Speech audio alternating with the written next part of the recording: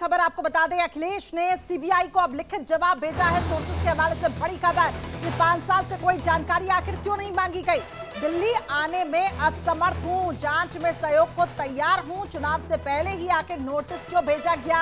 अखिलेश यादव ने यह सवाल उठाया। वीडियो कॉन्फ्रेंसिंग से पेश हो सकता हूं। तो इस वक्त की बड़ी खबर आपको बता रहे हैं, विपक्ष लगातार यही कह रहा है कि चुनाव से ठीक पहले आखिर इस पूरे मुद्दे को क्यों बनाने की कोशिश की जा रही है।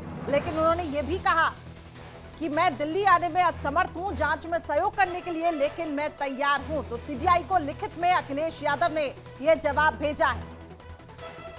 सीबीआई का समन आया था, कहा जा रहा है कि आपने पेशकश की है वीडियो कॉन्फ्रेंसिंग से वहां पेश होने की। जो सीबीआई की तरफ से कागज आया था उसका जवाब मैंने दे दिया है।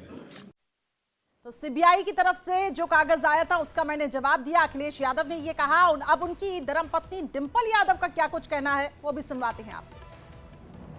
मैडम, आज राष्ट्रीय अध्यक्ष जी को सीबीआई ने अपने समक्ष बुलाया, सम्मन दिया है, कैसे देख रही हैं? अध्यक्ष जी पहले लीडर नहीं है ऑपोजिशन के जिनको समन आया है, और मैं समझती हूँ कि इस तरह की दबाव लगातार जहाँ लीडर्स पे बनाए जा रहे हैं, जहाँ उद्योगपतियों पे भी बनाए जा रहे हैं, जहाँ पे हमारे व्यापारियों पे बनाए जा रहे हैं, जहाँ पे छोटे व्यापारियों पे भी बनाए जा रहे हैं, तो पूरे जितना भी स्ट्रेटा है हमारी इस हमारे जो सोसाइटी का है, उन सब पे किसी न किसी तरह का दबाव बनाया जा रहा है।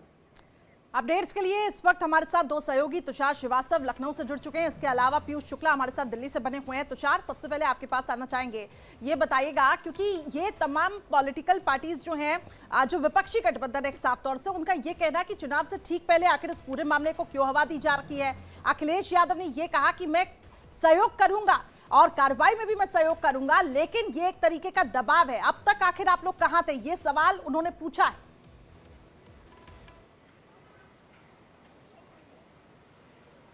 जो हुई थी वो इलाहाबाद हाई कोर्ट के आदेश पर यह एफआईआर हुई थी, जिसमें अखिलेश यादव का भी नाम था। सीआरपीसी की सेक्शन 160 के तहत ये जो सीबीआई ने समन भेजा है उस 160 के तहत भेजा है, जिसमें अखिलेश यादव को गवाह के तौर पर बुलाया गया है, न कि एक आरोपी के तौर पर बुलाया गया है। अब अखिलेश यादव इस पूरे मामले में पॉलिटिकल माइलेज लेने की कोशिश कर रहे हैं, क्योंकि इसमें देखिए कई अधिकारी फंसे हुए हैं। सबसे पहले बी चंद्रकला फंसी हुई हैं, उनके ऊपर एफआईआर है, वो उनके यहाँ सीबीआई के छापेमारी भी पड़ चुकी है। इसके अलावा राजीव रौतेला आईएएस अधिकारी थे, वो सस्पेंड थे इसी मामले में। साथ ही आईएएस अधिकारी राकेश कुमार सिंह, वो भी इस पूरे प्रकरण में सस्पेंड हो चुके हैं एक बार का। गायत्री प्रजापति से भी सीबीआई इंक्वायरी कर चुकी है, गायत्री प्रजापति को जेल भी भेज चुकी है। लेकिन अखिलेश यादव इस पूरे मामले में आरोपी के तौर पर नहीं है, अखिलेश यादव इस पूरे मामले में गवाह के तौर पर है। और यही वजह है कि अब अखिलेश यादव इस पूरे प्रकरण में पॉलिटिकल माइलेज लेना चाह रहे हैं। उन्होंने साफ कर दिया है कि मैं आने में असमर्थ हूं, मेरे स्वास्थ्य ठीक नहीं है, और मैं वीडियो कॉन्फ्रेंसिंग के जरिए सीबीआई से जो भी पूछताछ करेगी मैं उसमें शामिल हो सकता हूं। लेकिन सबसे बड़ी बात है कि ये जो पूरा प्रकरण है ये 2019 में दर्ज हुआ था, और प्रकरण जो है वो 2013 से लेकर 2016 के बीच का प्रकरण है, जब रामपुर की कोसी नदी में अवैध खनन के लिए पट्टे अलाट कर दिए गए थे, जिसमें ई टेंडरिंग के नियमों का सीधे तौर पे उल्लंघन किया गया था। उस समय अधिकारियों ने अवैध तरीके से ऑर्डर कर दिया कि जो पट्टे हैं, जो अवैध खनन है, उसको किया जाए।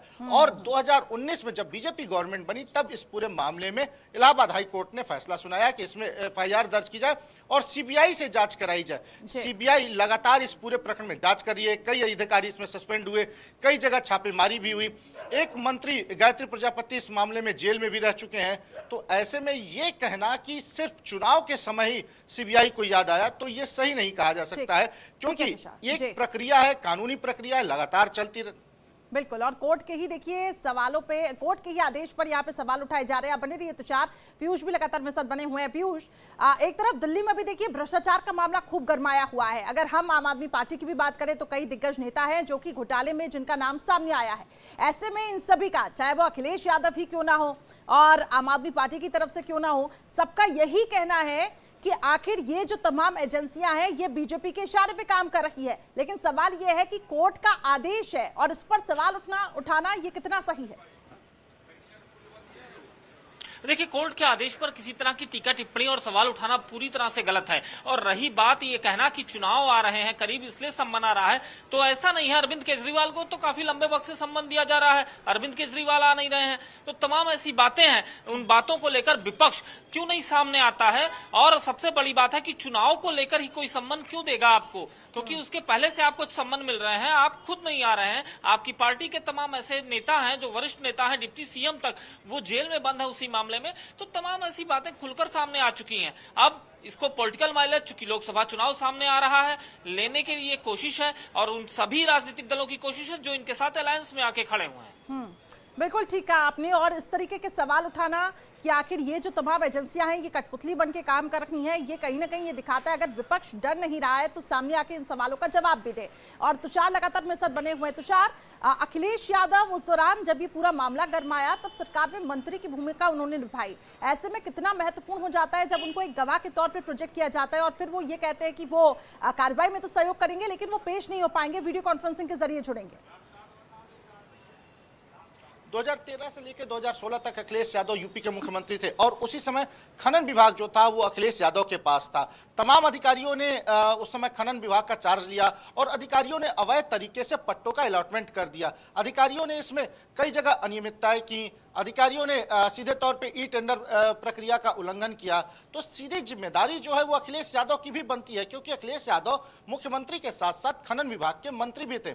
ऐसे में उनकी गवाही काफी इंपॉर्टेंस रखती है इस पूरे प्रकरण में। उसके बाद गायत्री प्रजापति मंत्री बने, वो भी इसी प्रकरण में वहां मंत्री पद उनको छोड़ना पड़ा, जेल भी गए, उनके ऊपर तमाम जांच हुई। इसके अलावा सीबीआई इस पूरे मामले में 2019 से लगातार जांच कर रही है। तो कई ऐसी बिंदुओं पर सीबीआई को साक्ष्य मिले जिसमें यह कहा जाता है कि जो अधिकारी हैं वो सीधे तौर पे फंस रहे हैं। गद्दावर अधिकारी माने जाते थे। बी चंद्रकला आईएएस अधिकारी थी, अखिलेश यादव की बेहद करीबी अधिकारी मानी जाती थी। तो बी चंद्रकला के घर पर भी सीबीआई की छापेमारी हुई थी, उनसे पूछताछ हुई, काफी लंबी पूछताछ हुई थी और उस समय वो भी खनन की सचिव के पद पर तैनात थी। तो ऐसे में अखिलेश यादव की गवाही बहुत ही महत्वपूर्ण है और अखिलेश यादव लेकिन इस गवाही से बच रहे हैं क्योंकि इसमें सीधे तौर पर उनके करीबी अधिकारी फंस रहे हैं। राजीव रौतेला इस पूरे प्रकरण में सस्पेंड हुए थे, राकेश सिंह सस्पेंड हुए थे, कई ऐसे अधिकारी थे जो सीधे तौर पर अखिलेश यादव जुड़े हुए थे, वो इस प्रकरण में सस्पेंड हुए थे। कहा यह भी जाता है, जो हमारे सोर्सेज हैं वो ये बताते हैं कि एक कागज पर अखिलेश यादव ने किसी निजी ठेकेदार को लीक कर दिया था कि इस ठेकेदार को ये खनन के पट्टे को जो है उसको अलॉट कर दिया जाए, जो कि सीबीआई की जांच में बी चंद्रकला ने सीबीआई को सौंप दिया था। उसी के बाद से अखिलेश यादव पर भी शिकंजा कसता हुआ नजर आ रहा था। लेकिन देखिए, अक्सर अगर देखिए नेताओं के पास जब सीबीआई पहुंचती है तो वो बचते हुए नजर आते हैं, वो भागते हुए नजर आते हैं। न जाने किस बात का उनको हमेशा से डर रहता है कि अगर वो सीबीआई के सामने आएंगे, अगर उनसे बातचीत करेंगे तो वो भी फंस सकते हैं। हमेशा से देखिए तो चाहे वो अखिलेश यादव हो, अरविंद केजरीवाल हो या फिर हेमंत सोरेन हो, ये लोग लगातार सीबीआई ईडी जैसी संस्था से भाग रहे हैं और यही सवाल हमेशा से रहा है कि अगर आप सही हैं तो फिर इन जांच एजेंसियों का सामना क्यों नहीं करते हैं? सहयोग क्यों नहीं कर रहे हैं, ये एक बड़ा सवाल है। और पीयूष लगातार मेरे साथ बने। पीयूष, बीजेपी की तरफ से ये कहा जा रहा है कि जो सफेद नकाबपोश है, अब दरअसल जितना काला धन इकट्ठा किया है वो आप खुल रहा है। अब अगर आप सही हैं तो खुलकर आप सामने आए। क्यों आखिर अरविंद केजरीवाल जब समन जारी होता है तो सामने नहीं आते हैं? आप अगर अखिलेश यादव की भी बात करें तो वो भी बचते हुए नजर आ रखे हैं, चाहे वो बिहार में हमने खेला देखा, चाहे वो हेमंत सोरेन के साथ हमने देखा। अगर आप ये सभी जो आरोप है उसको बेबुनियाद ठहराते हैं तो आप उसका जवाब दीजिए, आप सबूत पेश करिए। देखिए, जांच एजेंसियां अपना काम करती हैं और उनका काम है कि किसी मामले की जब जांच उनके हाथ में आती है तो उस जांच को एक अंजाम तक पहुंचाना, और उसी प्रक्रिया में एजेंसियां काम करती रहती हैं। कभी जो उनकी जांच की प्रक्रिया है वो समय के दायरे से पहले ही खत्म हो जाती है, कभी उसमें लंबा वक्त लग जाता है। लेकिन यहाँ पर एक चीज मैं कहना चाहूंगा करिश्मा, जस करनी तस भोगहु ताता और नरक जात फिर क्यों पछताता। आपके कार्यकाल में अगर कहीं घोटाला हुआ है और उस घोटाले में आप कहीं इन्वॉल्वमेंट आपका आया है, आपको गवाह के तौर पर भी अगर सीबीआई या ईडी बुला रही है, तो अगर आप सच हैं तो सच के साथ खड़े हो, आप उस गवाही में जाएं, जांच एजेंसी के सामने खड़े हो, अपनी बात रखें। और आप जनता के सामने आकर कह रहे हैं कि चुनाव के पहले आपको सम्मान दिया जा रहा है, आपको चुनाव में माइलेज लेने की आप ये कोशिश कर रहे हैं कि चुनाव आ रहा है तो एजेंसियों का सहारा ले रहे हैं राजनीतिक दल, तो ये गलत है। क्योंकि ये पहली बार मामला नहीं है और ये मामला चुनाव के पहले ही दर्ज हुआ है, उसके पहले तमाम सम्मान हुए हैं, तमाम ऐसे लोगों को जेल भेजा गया।